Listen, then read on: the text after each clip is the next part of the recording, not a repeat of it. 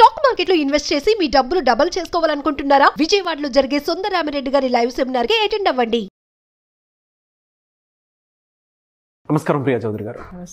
Previous ఎపిసోడ్లో మీరు ఒక మాట అన్నారు, కొంతమంది 30th తర్వాత కూడా 25 years వచ్చిన తర్వాత కూడా విడిపోతున్నారు అని చెప్పేసి.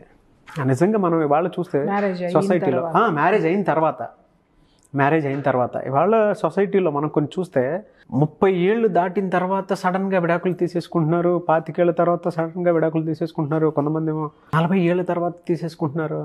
ఎలా అండి, దీన్ని ఎలా తీసుకోవాలి మనం? ఒకటి క్లారిటీ ఇవ్వండి, మీరు అడిగింది ఎలా తీసుకోవాలంటే విమెన్కి తర్వాత చాలా కష్టం అవుతుంది కదా. అది విమెన్కి తర్వాత చాలా కష్టం అవుతుంది కదా. ఎందుకు కష్టం అవుతుంది? అసలు కష్టం నుంచి కదా తను బయటపడుతుంది. కష్టం నుంచి కదా నాగరాజు గారు. ఎలా అంటే చాలా కేసులు పర్స్యూ చేసిన తర్వాతనే నేను మాట్లాడుతున్నాను ఈ మాట.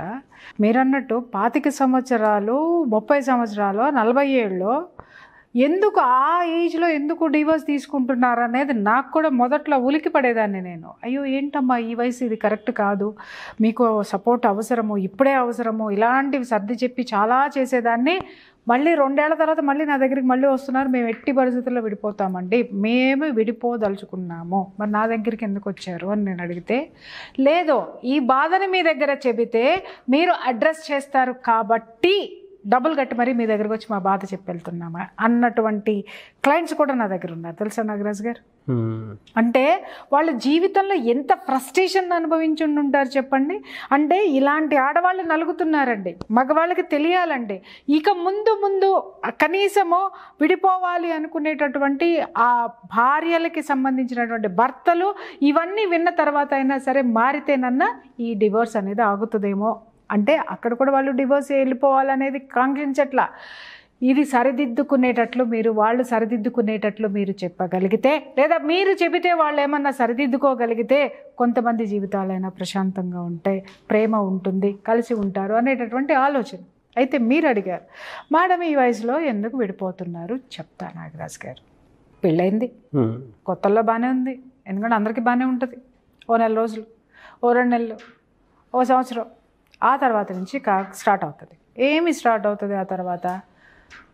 ఆడపడుచుల ఇన్వాల్వ్మెంటు, అత్తగారి ఇన్వాల్వ్మెంటు, తర్వాత లేదా ఇతని ప్రవర్తనే, ఇతనికి ఉన్నటువంటి ఎక్స్ట్రా మ్యారిటల్ అఫైర్స్ కానివ్వండి, లేకపోతే నంబర్ ఆఫ్ మల్టిపుల్ అఫైర్స్ కానివ్వండి, తర్వాత తాగుడు కానివ్వండి, వ్యసనాలు కానివ్వండి, ఇతరత్రా వ్యసనాలు ఏవైనా సరే అవన్నీ బయటపడిపోతాయి.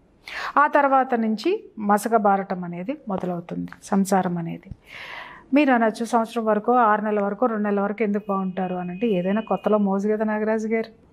భార్య అయినా వస్తువైనా ఏదైనా మోజే. పెళ్ళి అనేది కొత్త, ఆ కొత్తలో ఒక వాంటింగ్ అనేది ఉంటుంది, ఒక కొత్తదనం అనేది ఉంటుంది, ఒక ఎంజాయ్మెంట్ అనేది ఉంటుంది, శారీరకపరమైనటువంటి ఎంజాయ్మెంట్ ఫుల్ఫిల్ అయిపోతుంది.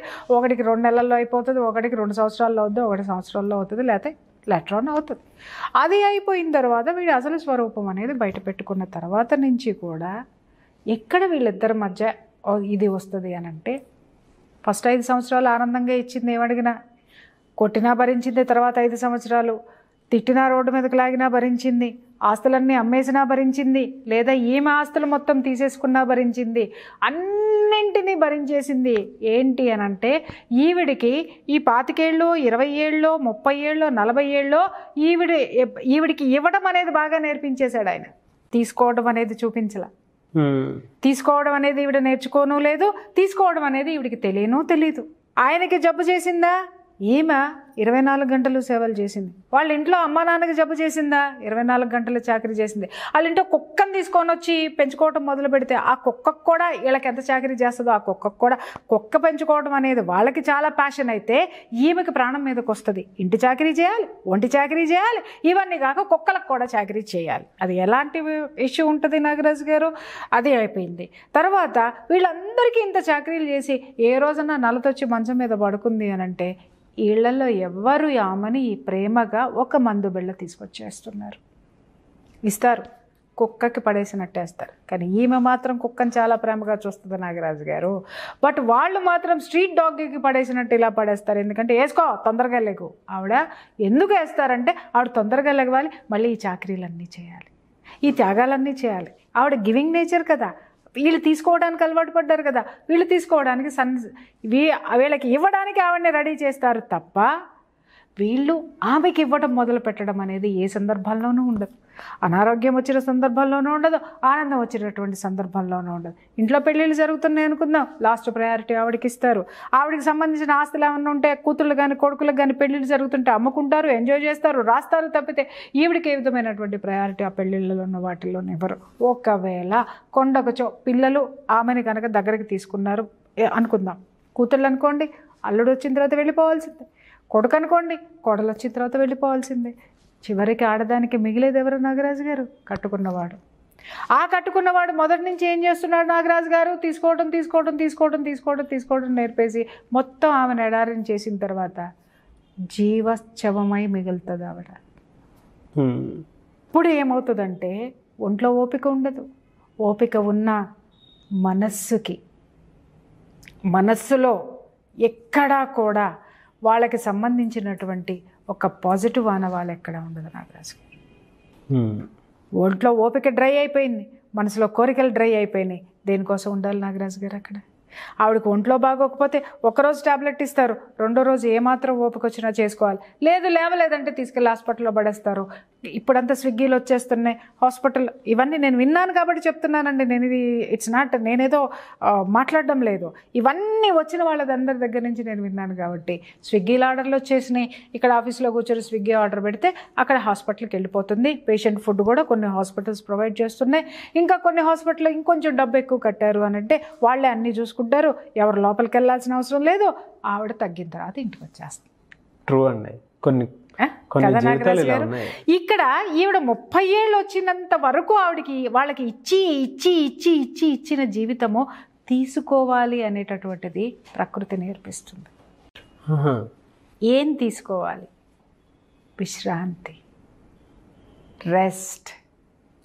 ఈ శరీరానికి, ఈ మనసుకి గాయం చేసావే నువ్వు, నీ వాళ్ళు, నీ పిల్లలు, నన్ను చేసిన గాయానికి ఈ మనసు అలసిపోయింది, ఈ మనసుకు విశ్రాంతి కావాలి. ఇన్ని సంవత్సరాలు నీకు, నీ వాళ్ళందరికీ చాకరీలు చేసి పెట్టాను కదా, ఈ శరీరమో మొత్తం అంతా కూడా షుగరో, బీపీయో, కిడ్నీయో, లివరో, లేకపోతే థైరాయిడో, ఇంకేదో మెంటల్ డిప్రెషన్, ఇవన్నీ వచ్చి శరీరం కుంగిపోయింది. దానికి విశ్రాంతి కావాలి. మనస్సుకి, శరీరానికి విశ్రాంతిని కోరుకుంటుంది నాగరాజు గారు. అప్పుడు ఆ విశ్రాంతి ఎక్కడి నుంచి దొరుకుతుంది? వీళ్ళు పుడకల మీదకి పెట్టేంత వరకు కూడా ఆమెతో చాకరీలే చేయించుకుంటారు. అది స్పష్టం. 30 సంవత్సరాల నుంచో, 25 సంవత్సరాల నుంచో, 20 సంవత్సరాల నుంచో అది రిపీట్ అవుతుంది. అదే జరుగుతుంది, ఎక్కడా మార్పు లేదు. వస్తుందన్న ఆశ ఎక్కడైనా ఉందా అంటే 30 ఏళ్ళు కనపడిన భగవంతుడు 31వ సంవత్సరం కనపడి ఇచ్చిన ఏం చేసుకుంటుంది ఆమె? అప్పుడు మొగుడు మౌర మల్లెపూలు తెచ్చిస్తే పెట్టుకుంటుందా? అప్పుడు మొగుడు పట్టుచీర కట్టుకొని ఇస్తే ఎవరికి చూపించాలా? మనవాళ్ళు వచ్చేస్తారు, లేకపోతే పిల్లలందరూ ఒక దారికి అయిపోతారు. ఎవరు ఆమె రిజెక్ట్ చేసేసినటువంటి ఆ పీస్ని, రిజెక్టెడ్ పీస్ అని ఒక స్టాంప్ను వేసిన తర్వాత అది రిజెక్టెడ్ పీసే నాగరాజు గారు. ఎలా అండి మరి? వాళ్ళు ఏమి కోరుకుంటున్నారు అనంటే ప్రకృతితో బ్రతకడానికి కోరుకుంటున్నారు. ఆ బయట ప్రపంచంలోకి వచ్చేసి ఇక్కడ ఉండి నిందలు, సార్ వాళ్ళు తినేటటువంటి ముద్ద కూడా చాలా అవమానాలతోటి ఉంటుంది. అవమానాలు పడుతూ ఆ ముద్ద తినే కంటే తనకి చేతనైనది చేసుకుని ఎక్కడ ఒక చోట సేవ చేసుకుని బ్రతుకుతా. ఆస్తులున్నాయా, నాకు ఇది ఉంది చాలు, నేను బ్రతుకుతాను. ఆత్మధైర్యంతో నేను బ్రతుకుతాను, ఆత్మ గౌరవంతో నేను బ్రతుకుతాను, మనో సంకల్పంతో నేను బ్రతుకుతానని అప్పటి నుంచి వాళ్ళ కోసం జీవితాన్ని చూస్ చేసుకుంటారు. నాకు మీరు చెప్పింది కరెక్టే. ఇప్పుడు వీళ్ళకి ఇంత అన్యాయం జరిగినా కూడా అప్పటి వరకు కొంచెం బాగానే ఉండేది, దాని తర్వాత సడన్గా విడిపోతారు. కనీసం కొంతమంది బాగానే ఉంటారని నువ్వు ఎలా చెప్తున్నావు నాగరాజు? అది లోపల క్యాన్సర్ లాగా కుళ్ళి కుళ్ళి కుళ్ళి కుళ్ళి కుళ్ళి చివరికి తీసి అదే పాయింట్ నేను అడగదలుచుకున్నది. ఇంత అన్యాయం జరుగుతుంది, బయటకు వచ్చేస్తారు. కొంతమంది కనీసం భరణం కూడా తీసుకోకుండానే వచ్చేస్తారు. నాగరాజు గారు వీళ్ళు అడిగిన కాదండి, వీళ్ళు అడిగిన ఇచ్చేటటువంటి దీంట్లో వాళ్ళు ఉండరు. రెండోది బయటికి వచ్చేయటం అంటే ఏంటి నాగరాజు గారు? టోటల్గా వాళ్ళని రిజెక్ట్ చేసేసారు సార్. మనస్సులో నుంచే రిజెక్ట్ చేసిన తర్వాత వాళ్ళు పడేసే బిచ్చం కోసం వీళ్ళు ఎందుకు చూస్తారు? చెప్తున్నాను కదా, దాన్నే అంటారు అస్తిత్వం అంటారు. ఆ అస్తిత్వం అప్పుడు మేల్కొంటది వీళ్ళల్లో. ఛీ వీళ్ళు ఏమిచ్చినా నాకు వద్దు, వీళ్ళు పడేసే బిచ్చం నాకు అంతకన్నా వద్దు అని చెప్పేసి అని ఆ అస్తిత్వాన్ని బ్రతికించుకోవడానికి ఎక్కడైనా సరే పాచి పనైనా చేసుకొని బ్రతుకుతారు. లేదా వాళ్ళకు ఉన్న దాంట్లో ఒక్క పూట తిని మిగిలిన 2 పూటలు భగవన్నామ స్మరణతో గడిపేస్తారు. లేదా ఎవరికైనా ఏదైనా సేవ చేయడానికి గడిపేస్తారు. లేదా వాళ్ళ జీవితంలో వాళ్ళు కోరుకున్నటువంటి జీవితాన్ని లీడ్ చేయడానికి వాళ్ళు రెడీ అయిపోతున్నారు. నాకు చూడండి, ఎప్పుడూ కూడా ప్రకృతి మనకి కొన్ని పాఠాలు నేర్పిస్తూ ఉంటుంది. ప్రకృతి కొన్ని కొత్త చరిత్రలు రాస్తూ ఉంటుంది నాగరాజు గారు. అదే ఇది. ఇంతకుముందు మనమంతా ఏంటి అని అంటే జీవితాంతం చచ్చేంత వరకు కూడా కట్టుబడి ఉండడాన్ని మనం చూసాము. ఇప్పుడు 30 సంవత్సరాల తర్వాత ఎందుకు విడిపోతున్నారు, ఈ దశాబ్దాలు కాపురం చేసినటువంటి ఆడవాళ్ళు ఎందుకు బయటకు వస్తున్నారు అనడానికి కారణం ఏంటి అని అంటే ప్రకృతి ఇన్ని యుగాలు భరించింది. ఇప్పుడు ప్రకృతి వాళ్ళ భారాన్ని ప్రకృతి భరించలేకపోతుంది. కాబట్టి ప్రకృతి తనలోకి తీసుకుంటుంది. ఒక పాజిటివ్ యాటిట్యూడ్ తోనే తీసుకోవాలి. ఎగ్జాక్ట్లీ, పాజిటివ్ యాటిట్యూడ్ తోటి తీసుకోండి. It's not negative. 30 ఏళ్ళు వచ్చిన తర్వాత వాళ్ళు బయటికి వెళ్ళిపోయి సంస్కారాన్ని నాశనం చేయటమో, వ్యవస్థని నాశనం చేయటమో కాదు సార్. ఒంట్లో ఓపిక లేదు, మనసులో కోరికలు లేవు. అక్కడ ఉండి జీవోత్సవాల్లాగా ఎందుకు బతుకుతారు? తనకంటూ తన కోసం తను ఒకరోజు బ్రతికినా చాలు అనుకొని బయటకు వచ్చేస్తున్నారు. ఇంకొకటి చెప్పమంటారా నాగరాజు గారు, ఇలా బయటకు వచ్చిన వాళ్ళు సొసైటీకి ఎంత సేవ చేస్తున్నారు. నంబర్ ఆఫ్ ఎక్కడైనా సరే ఆశ్రమాల్లో సేవలు చేస్తున్నారు, స్వచ్ఛంద సంస్థల్లో చేరి సేవలు చేస్తున్నారు. లేదు వాళ్ళకి ఆస్తులు పాస్తులు ఉన్నాయి అని అంటే అసలు ఎంత అద్భుతమైనటువంటి వాళ్ళ దగ్గర ఉన్నటువంటి ఆ భావన, ఆ సేవ చేసేటటువంటి ఆలోచనలు నిజంగా లక్షల కోట్లు ఉన్న వాళ్ళ దగ్గర కూడా లేవు నాగరాజు గారు. అంత అద్భుతంగా వాళ్ళని వాళ్ళు సమాజానికి అంకితం చేసుకుంటున్నారు, ఈ యొక్క విశ్వానికి అంకితం చేసుకుంటున్నారు వాళ్ళని వాళ్ళు. దాంట్లో నుంచి వాళ్ళు ఏం పోగొట్టుకున్నారో ఆ ఆత్మ సంతృప్తిని తిరిగి తీసుకునేటటువంటి మార్గాలను వాళ్ళు అన్వేషించుకుంటూ బయటకు వస్తున్నారు. చాలా స్పష్టతతో బయటకు వస్తున్నారు నాగరాజు గారు. వచ్చిన తర్వాత ఎవరు బాధపడట్లా, బాధపడి నిర్ణయం తీసుకొని బయటికి వచ్చి చాలా స్వేచ్ఛగా బతుకుతున్నారు వాళ్ళు. ఎగ్జాక్ట్లీ.